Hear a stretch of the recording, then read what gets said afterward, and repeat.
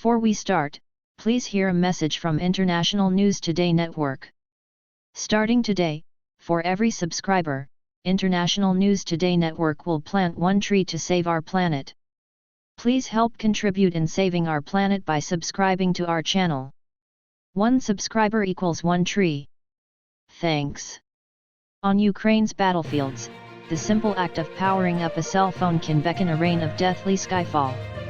Artillery radar and remote controls for unmanned aerial vehicles may also invite fiery shrapnel showers.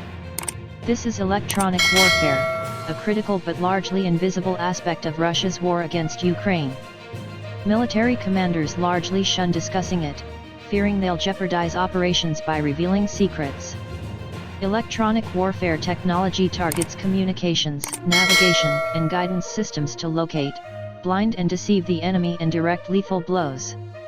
It is used against artillery, fighter jets, cruise missiles, drones and more. Militaries also use it to protect their forces. It's an area where Russia was thought to have a clear advantage going into the war.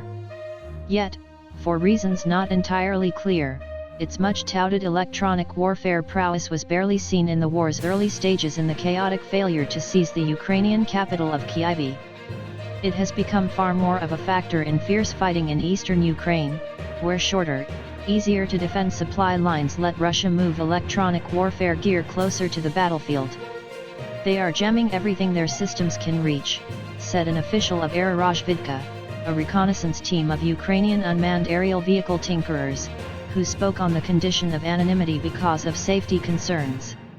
We can't say they dominate, but they hinder us greatly. A Ukrainian intelligence official called the Russian threat pretty severe when it comes to disrupting reconnaissance efforts and commanders' communications with troops. Russian jamming of GPS receivers on drones that Ukraine uses to locate the enemy and direct artillery fire is particularly intense on the line of contact, he said. Ukraine has scored some successes in countering Russia's electronic warfare efforts. It has captured important pieces of hardware, a significant intelligence coup, and destroyed at least 2 multi-vehicle mobile electronic warfare units. Its own electronic warfare capability is hard to assess. Analysts say it has markedly improved since 2014, when Russia seized Crimea and instigated a separatist revolt in eastern Ukraine. But there are setbacks.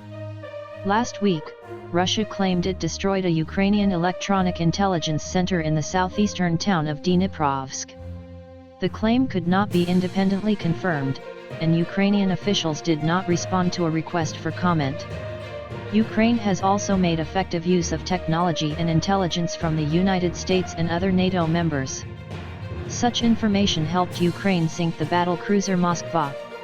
Allied satellites and surveillance aircraft help from nearby skies, as does billionaire Elon Musk's Starlink satellite communications network. Electronic war has 3 basic elements: probe, attack, and protect. First, intelligence is gathered by locating enemy electronic signals. On attack, white noise jamming disables and degrades enemy systems, including radio and cell phone communications, air defense and artillery radars. Then there is spoofing, which confuses and deceives. When it works, munitions miss their targets. Operating on a modern battlefield without data is really hard, said retired COL Lori Buckhout, a former U.S. Army electronic warfare chief. Jamming can blind and deafen an aircraft very quickly and very dangerously, especially if you lose GPS and radar and you're a jet flying at 600 miles an hour. All of which explains the secrecy around electronic warfare. It is an incredibly classified field because it is highly dependent on evolving, bleeding-edge technologies where gains can be copied and erased very quickly, said James Stidham, a communications security expert who has consulted for the U.S. State and Homeland Security departments. Ukraine learned hard lessons about electronic warfare in 2014 and 2015, when Russia overwhelmed its forces with it.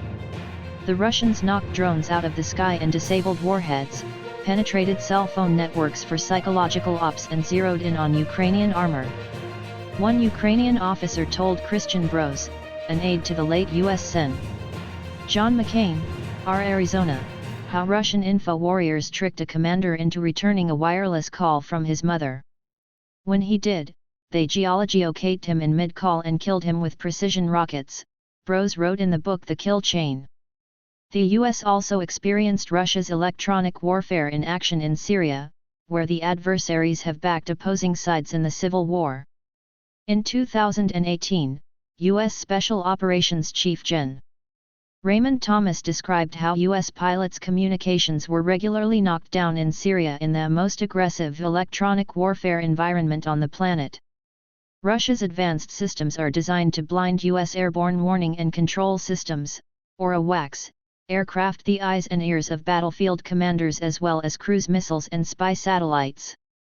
In the current war, electronic warfare has become a furious theater of contention. Aerorozvidka has modified camera-equipped drones to pinpoint enemy positions and drop mortars and grenades. Hacking is also used to poison or disable enemy electronics and collect intelligence. Ukrainian officials say their electronic warfare capabilities have improved radically since 2015. They include the use of encrypted US and Turkish communications gear for a tactical edge. Ukraine has advanced so much it exports some of its technology. Russia has engaged in GPS jamming in areas from Finland to the Black Sea, said LT. Col. Tyson Wetzel, an Air Force fellow at the Atlantic Council. One regional Finnish carrier, Transavia Baltica, had to cancel flights on one route for a week as a result. Russian jamming has also disrupted Ukrainian television broadcasting, said Frank Backus, an executive with California-based Kratos Defense, which has satellite ground stations in the region. Yet in the war's early days, Russia's use of electronic warfare was less effective and extensive than anticipated. That may have contributed to its failure to destroy enough radar and anti-aircraft units to gain air superiority. Russia's defense ministry did not respond to a request for comment for this article. Some analysts believe Russian commanders held back units fearing the units would be captured. At least two were seized. One was a Krasukha 4, which a U.S. Army database says is designed to jam satellite signals as well as surveillance radar and radar-guided weapons from more than 100 miles, 160 kilometers, away. The other, the more advanced Borisoglebsk 2, which can jam drone guidance systems and radio-controlled land mines. Russia may have also limited the use of electronic warfare early in the conflict because of concerns that ill-trained or poorly motivated technicians might not operate it properly. What we're learning now is that the Russians eventually turned it off because it was interfering with their own communications so much, said retired LT. Gen. Ben Hodges, a former U.S. Army commander for Europe. The communications problems were evident with many Russian troops talking on insecure open radio channels, easily monitored by outsiders. It's unclear how much of an edge Russia's electronic assets may now offer. Ukraine's forces are now more concentrated than early in the war, which could make them easier to target. Much depends on whether Russia's battalion tactical groups are configured in reality as they are on paper, said James Rands, of the Janes military intelligence think tank. Each group, comprised of roughly 1,000 troops, is supposed to have an electronic warfare unit. The Pentagon says 110 such groups are in Ukraine. The Kremlin also claims to have more than 1,000 small, versatile Orlan-10 unmanned aerial vehicles it uses for reconnaissance, targeting, jamming and cell phone interception. Russia has lost about 50 of its Orlan-10s in the war, but whatever they lost could be a small portion of what's flying, said researcher Samuel Bendit, of the Center for Naval Analyses think tank. Ukraine's relative UAV strength is unclear, but Ukrainians have adapted such technologies as software-defined radio and 3D printing to stay nimble. The US and Britain also supply jamming gear, but how much it helps is unclear. Neither country has offered details. The ability of both sides to disable the other's drones is crucial with the artillery they scout now so decisive in battles. Musk's Starlink is a proven asset.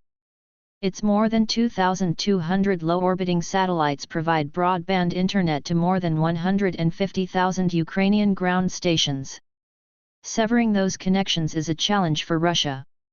It is far more difficult to jam low Earth orbiting satellites than geostationary ones. Musk has won plaudits from the Pentagon for at least temporarily defeating Russian jamming of Ukrainian satellite uplinks with a quick software fix. But he has warned Ukrainians to keep those terminals powered down when possible. They are vulnerable to geolocation and recently worried on Twitter about redoubled Russian interference efforts. "I'm sure that the Russians are getting smarter about that now," said Wetzel, the Air Force lieutenant.